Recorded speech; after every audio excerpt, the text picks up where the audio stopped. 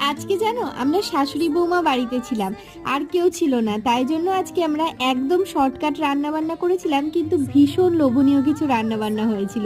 চলো তোমাদের সাথে শেয়ার করি আজকে কি কি রান্না করেছিলাম। প্রথমেই বানিয়েছিলাম ভাজা কলাইয়ের ডাল, কিন্তু একদম সেদ্ধ ডাল, রসুন লঙ্কা তেল লবণ দিয়ে সেদ্ধ করে নিয়েছিলাম।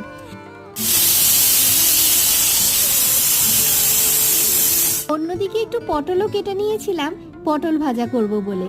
আর এখন তেল পুড়িয়ে নিচ্ছি আলু সেদ্ধ মাখবো বলে। একটু জিরে শুকনো লঙ্কা আর কাঁচা লঙ্কা ভেজে নিয়ে তার সাথে কাঁচা পেঁয়াজ দিয়ে মেখেছিলাম আলু সেদ্ধটা। আর এখন মা করছে পোস্তর বড়া। পটল ভাজা আমার ভীষণ প্রিয়, আর মায়ের পোস্ত বড়া সব থেকে প্রিয়। আর ভাজা কলাইয়ের ডালটা দুজনেই ভালোবাসি। আর তার সাথে আম তো ছিলই, আজকে স্পেশাল আম ছিল আম্রপালি। দারুণ টেস্ট ছিল আমটার। তোমরা আজকে কি কি খেলে আমাদেরকে জানিও কিন্তু।